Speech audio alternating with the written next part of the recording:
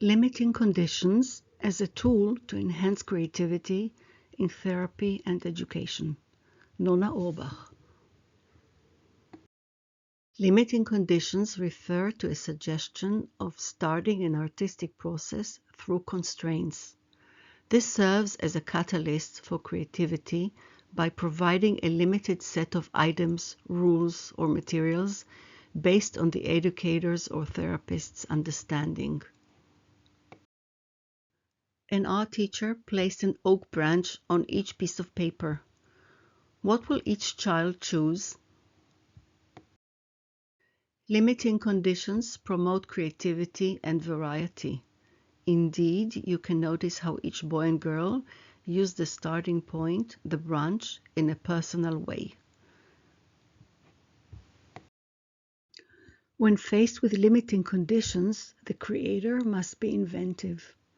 In other words, this principle demonstrates how borders are utilized to produce space. Suggestion for 5th graders. The art teacher offered 2 types of paper, each with an arbitrary sticker and only black pencils. What will each child choose? How will they proceed from here? After getting used to the process, it is clear that the limitations serve as a comprehensive and protective container. There's a feeling of peacefulness, letting the explorations and investigations unfold. Limiting conditions for kindergarten children. Cardboard scraps and a stapler. The children were asked, "What can you do with just these?"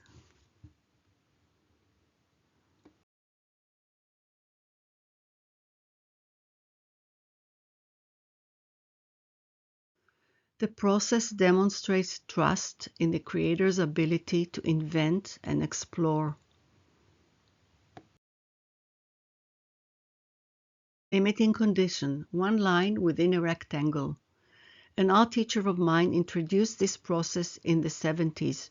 She said that a single line greatly influences the composition. She asked us to create a series of identical rectangles and draw just 1 line in each. The exercise is surprisingly simple yet incredibly profound.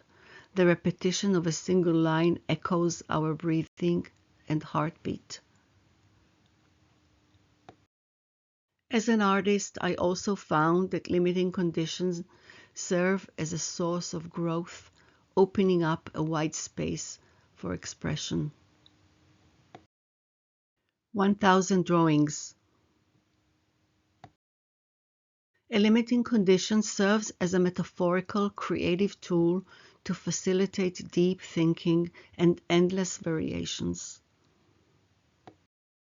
Less is more. Why?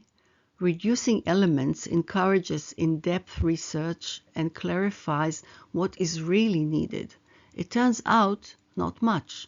Creativity, on the other hand, expands as it needs to use what is available.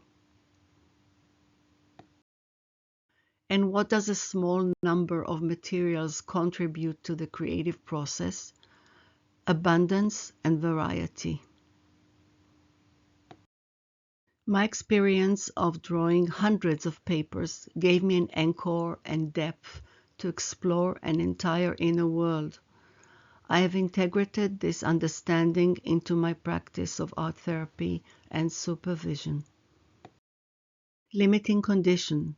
Distributing identical envelopes of about 5 items to a group. The request was to quickly create what your hands want using only what you have. The minimum number of items leads to fascinating solutions, and the group is surprised by the results during the sharing. Envelopes for the first meeting with a group of college art students.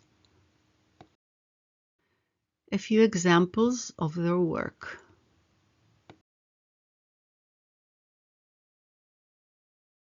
An envelope for 8 years old as part of birthday activities. The birthday boy loves insects, makes bonfires, and cooks over them.